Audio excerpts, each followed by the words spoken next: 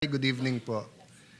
Can you just, before we go to the no billing, sir, can you clarify? So the policy now is, kasi meron pang private, pang LGU. So can we state it? No? So ang zero billing, wala talagang babayaran. Tama po? Yes, Mr. President. Wala pong binabayaran. And that is for government hospitals? for DOH. DOH government retained hospitals. Okay. And you don't have to be an indigent. There is no need to be classified as Okay. indigent. For indigents, it is zero billing in private hospitals as long as it was within the case rate. No, dun muna ako sa sa non-indigent. Indigent sa private Indigent- hospital. Indigent in a ward accommodation, it's a PhilHealth policy that there will be no balance. No balance. Wag muna tayo sa no balance. Ang nasa batas, zero balance. No balance. No balance ang nasa batas. Policy, it's not a Dun law. muna tayo sa no balance. Sabi sa batas, pag indigent, no balance.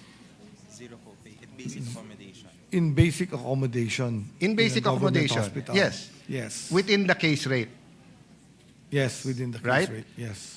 So, even in private hospitals ngayon, pwedeng pumunta pag indigent, basta't within the case rate. And in the basic accommodation. Basic accommodation. So, sa charity ward. Yes. Okay. So, they can go at dapat, anong ginagamit natin doon? Zero or no? No balance. Case rate. Case rate. Case Yeah, rate. That's but- called the PhilHealth benefit case rate. Yes, but in So the they law, use there's, the case rate. in the law, it says no balance. Meaning, aalis ka, wala kang babayaran Which kasi law walang are you balance. referring, Mr. President? Sorry? Zero copay. Which law? No, kayo nag-mention on last year that in the law, Zero copay. it's indigents lang ang covered nun, nung no No, balance. the no balance billing is a PhilHealth policy. That if you are paid the case rate, if you are deemed as indigent and you are in the any government hospital, even private, even private, there should be no copay. That's the term of the policy of the no balance billing. So You have to be indigent. Yeah, to be fair, Secretary, I'm not sure now if it was the Pinoy or the Duterte administration that announced nga. Pinoy. Diba? Pinoy, Your Honor. Okay, Pinoy, na no balance. And last year when I was asking you na hindi naman nasusunod yung no balance, you clarified. Pag indigent, within the case rate, no balance sila. Yes. And it's in the law. So it's not only a policy of the PhilHealth Board, it's in the law. So I think the complication here is how much does PhilHealth pay? So if the PhilHealth rate, so there is a certain cost to take care of a patient in a hospital, whether government or private. If the cost that PhilHealth covers, which is the case rate at that time, was enough for no balance, that was the policy that PhilHealth wrote down as a policy. Yes, and that's why I was criticizing it last year because last year's budget, no, that's why I was criticizing it because when we spoke 23 for the 24 budget, ang last na review ng case rate was still 2017. So, syempre, napakababa na nun. So, hindi naman natin binabago yung no balance, pero ang layo na ng inflation or ibang cost, no? So, I'll go back to that later, sir, with your permission. Let's go muna sa LGU. Sa LGU, ano yung rules sa no balance? LGU hospitals? Indigent, no balance billing. Case rate only in a basic accommodation. So, why don't we start calling it a case rate rather than no balance or zero balance? Para hindi natin nalilito yung publiko. Yun kasi yung naging program. Kasi, correct me if I'm wrong, ha? Kasi ang batas sinasabi, magsusurvey kayo. Di ba? Ang PhilHealth. Pag survey nyo, i-average nyo ngayon yan. So yung average, yan yung case rate. So kung sa DOH hospital, pag sinabi nyo 50,000 for this procedure, kung sa DOH hospital, it's only 35,000, zero billing ka o no billing. Pag pumunta ka sa isang private hospital and it's 50,000 within the case rate, zero billing ka. But kung ikaw mismo pupunta ka sa mas mahal na hospital and it's 70,000, bayad ka ng 20,000. Because the intention of the law was in the average, there's more than enough hospitals na you will go na it's 50,000. Pero pag hindi mo inayos yung case rate, yung average, de halos kahit saan ka pumunta, over, edi natural magbabayad ka. Di ba? So the no billing or zero billing, ang kambal niyan yung case rate. Tama? Correct. Okay. Ang problema, because of the scandal, etc., and I knew, sir, wala ka pa nun, yung presidente natin ng PhilHealth, ang ginawa niyong remedyo na lang, quick, 2024, is you just had a order na 30% na lang increase sa lahat. Tama po? 30% plus another 50% increase in case Yes. rate. So the total No, increase as of 20 today is 80%. Yes, 30% nung 2024, and then nagsunod nga, same year, another 50%. Okay? Correct. That's correct. Matatapos na yung 2025. Ba't hindi kayo nagsasurvey? Ongoing, there are how many thousand case rates? There are so many thousand case rates. So the case rate was across the board, but we are increasing a lot of rates that have now really gone beyond Yeah. zero balance. For example, dialysis. It used to be 2,500. We increased it to 6,350. And dialysis patients are not paying any more additional, even in the private dialysis center. No, Heart attack, we also increased it from a measly 75,000. We increased it to about 500,000 plus. I So acknowledge today, that. I even acknowledge- jeepney drivers are treated in private hospitals for... I acknowledge yung coronary artery bypass graft surgery is 660 until 960,000. Philippine Heart Center, it's 550,000. Makati Med, it's 550 to 900,000. May sobra pa ng 6,000 and world-class ang Makati Med. I acknowledge that. I acknowledge dialysis, ganun din, di ba? But ang point is not that, I tell my staff, huwag kayong pumunta sa akin at sasabihin nyo, sa major subjects, 90 kayo lahat, pero sa isang subject, 70 ka. We're talking about our healthcare system eh. And that's why you're supposed to have periodic surveys. But nowadays with digital, and because you regulate hospitals, you cannot send to all the hospitals one piece of paper, or you cannot send a iPad na sasagutin nila, then they give it to you at sasagutin? For your information, the PhilHealth is currently doing what's called shadow billing for the diagnosis-related groups. Sir, So you're not because we're going to answering my change- questions eh. Nandun ako sa inyong survey sa case rate para The malaman survey nyo. is the shadow billing of how much each case costs currently in several hospitals. And how I think long- 160 Yes, hospitals. it's November. PhilHealth is doing It's this. November now. Taguig has 1.3 million residents. We have about 160 to 180,000 households. Every quarter, we do a survey with 200 questions at least per household. Every quarter. It's November now. Why can you not have this survey para alam talaga natin magkano? So, if you're going to tell me, You asking about a household survey No, done by I'm telling PSA you or that- a survey of hospitalization? we're surveying 160,000 households every 3 months. Household, not You- hospitals. Not hospitals. So we're surveying hospital Yes. costs. So isn't it easier for you? You're going to do 160 hospitals na under your regulation, hindi nyo matapos kaagad? It's ongoing. We're doing it. Kailan matatapos? It's November na eh. Yes. For the survey to be completed, it's about 5 to 6 million claims that they started Sir, to average the cost. You don't need the claims. Ang pinag-uusapan dito, costing analysis. All you have to do is ask all the hospitals, yung bawat ano nyo, magkano yon. So when there is a claim, there is also the actual cost and the bill.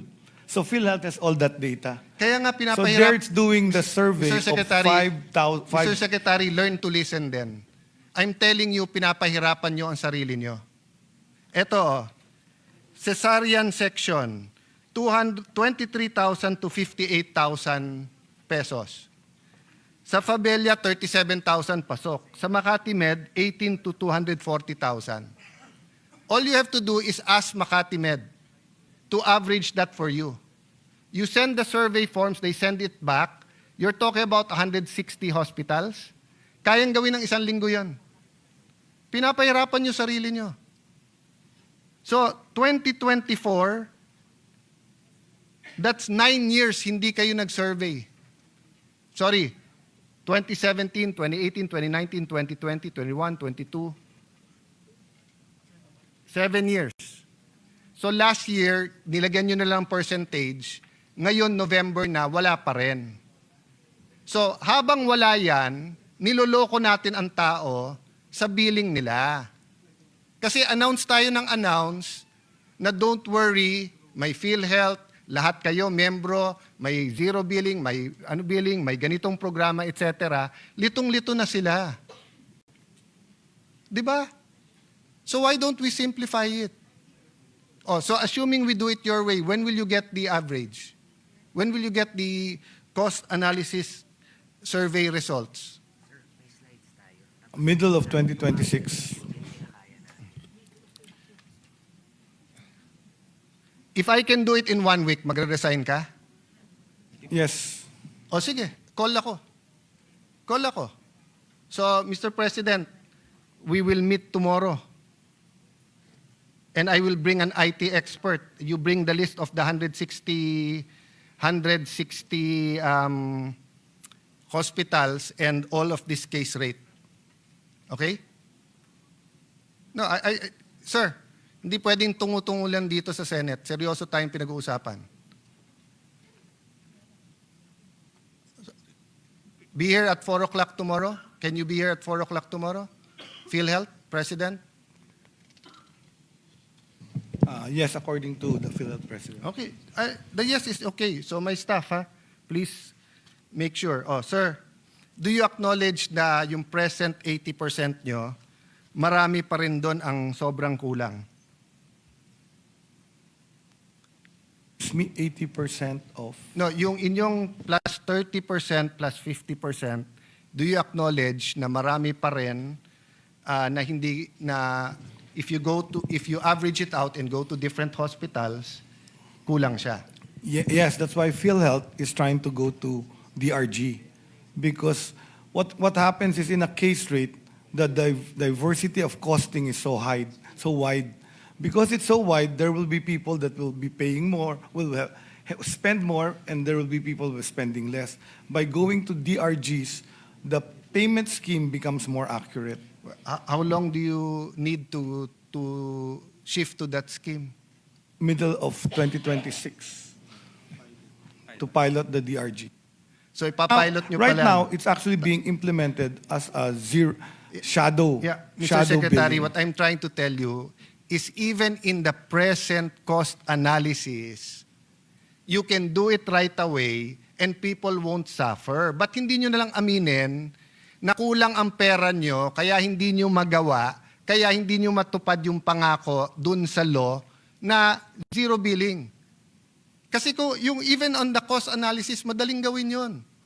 Kasi mag-a-average ka eh. Kahit naman sa present nyo ngayon, nakalagay dito, let's say, coronary artery disease, bypass, 660 to 960, it's still naitama nyo nga yun sa yung sa bypass na mahal nga yun Kaya nyo naman itama sa iba Diba? Kasi you're in the Senate All you have to do is we finish that survey and tell us, sir, if you don't give us more money, hindi namin mababayaran. We don't expect you naman to pick from your own pocket Di ba? Pag natapos natin tong lahat na survey na to at lalabas, eto yung number of patients, average, eto yung pera. Mr. Senators, Congressmen, Mr. President, you're giving us 60 billion, pero sa computation namin, pag inayos namin yung case rate, 120. So ang kaya lang namin sa mga to, libre, o kaya 50%. Di ba? Garbage in is garbage out If we do not have these rates, and we haven't had it accurately till 2017, we cannot really tell people na isi-zero billing namin kayo. Pwede ba, kung cesarean, pwede ba pagdating sa heart center, boss, cesarean ako, pero sobra kasi dito, hindi zero billing, i-bypass nyo na lang ako. Pwede natin pagyabang na ang bypass kasya. O paano ngayon mga kailangan ng cesarean? Tapos pupunta dun sa mga ospital na zero billing, puno.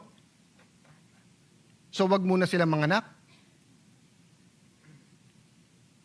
That's why there's frustration here. You don't give us straight answers Thank you very much. But, healthcare is really complex. And No, health no, you're financing making it is complex. even It's more simple. complex. To simplify it to averages will make us create many errors. Okay. The standard deviation for an average will be wrong because different people will have different complications and different people will have different costing Sir. in terms of care. So when you use an average, which is what the case rate does, this is exactly what we have. Sir. We have a problematic Sir, case. don't That's talk- why we're don't- going to the DRGs. I know what I'm the saying. DRGs are more specific in terms of reimbursement. And most countries have gone to a DRG payment system. Thailand, in fact, we're copying the DRG system of Thailand because they offered it for us free. If we copy the DRG of the US, they're asking us to pay. So the DRG is the direction to be able to pay patients more but accurately Sir. and without fraud. Sir, walang problema yon. Walang problema na shift DRG, walang problema magbayad, kopyahin nyo doon. Ang problema, 2017 pa, in the meantime, magsasuffer yung mga tao dahil walang pambayad at kung ano-ano sinasabi natin sa kanila. And don't tell me about complications. Because wala ka pa dyan, hindi ka pa chairman ng PhilHealth, meron ng rule yan Pagka bypass, no complication, eto yung babayad. Hindi kasama complication. Hindi ganun yung sistema dati. Ang sistema dati, bypass, no complication, eto yung bayad. Kung may complication, may dagdag yun. So, ngayon yung lulituin nyo kami na may complication. Kaya nga nakalagay dito, 660 to 960. I'm not proposing that you say this is 750. Kayo mismo nagsabi, 660 to 960. Etong 660 to 960, with complication to o wala? Excuse me, but Sir, I think just answer we're my question, getting confused because when you start to pay for complications, that's called the fee-for-service rate. We're going away from the concept Sir, that's not of what I'm universal talking health about. coverage. By law, it should be no copay. So that's what we're going to talk about. Should there be an amount of copay, and should the copay disappear? Because insurance will always pay what its money has in the bank. You cannot just keep increasing and then ask the complications to be paid. So the fairer way and many systems have studied this very well. So we're following what the other countries have done. No, to that's have a not the issue successful here. UHC. That's not the issue. The issue is what you're promising. Averaging Excuse me, Mr. is Secretary. erroneous. Excuse me, Mr. Secretary. You're not answering the questions I'm asking you, and we're interrupting each other. I will listen to you, you listen to me. Okay? What I'm telling you is we cannot promise people then not deliver. We cannot tell people no balance tapos may balance. That's why klinaklaro ko dito.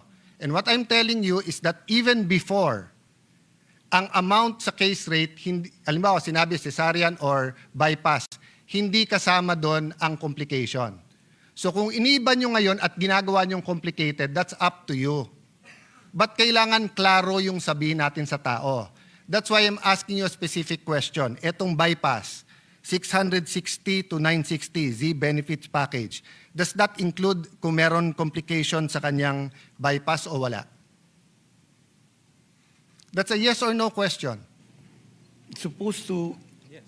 Yes, it includes. Because now we're also balance billing. It includes? It includes. If they're in basic accommodation, it's included.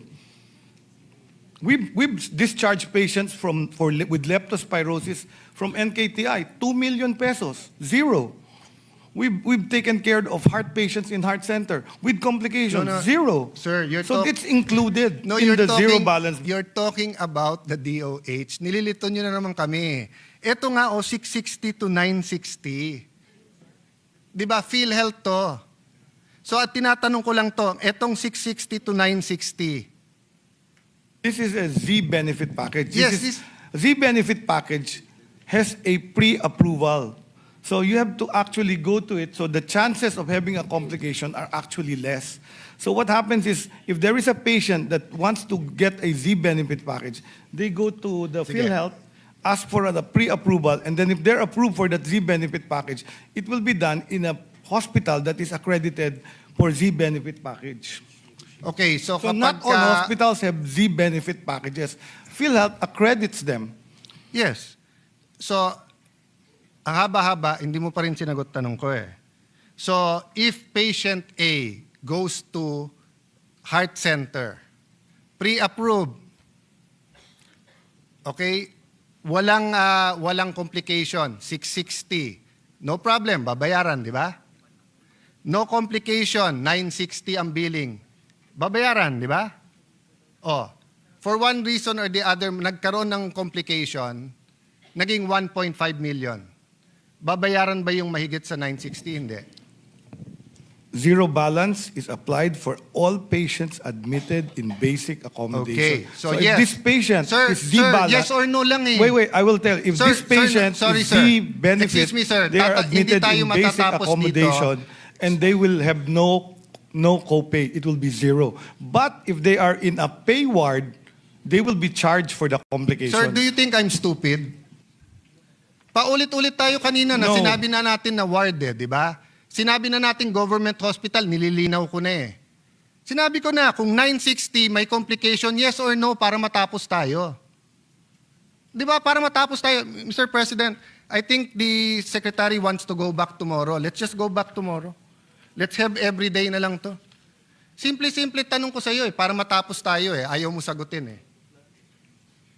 Di ba? Tinanong ko sa iyo, heart center. Heart center is a government. Heart center, zero balance. Oh, zero DOH balance. hospital. Sir, hindi mo pwedeng yes or no? I said yes earlier. Oh, then stop at yes. Okay? Oh, so 960, walang complication, bayad. Sabi mo yes.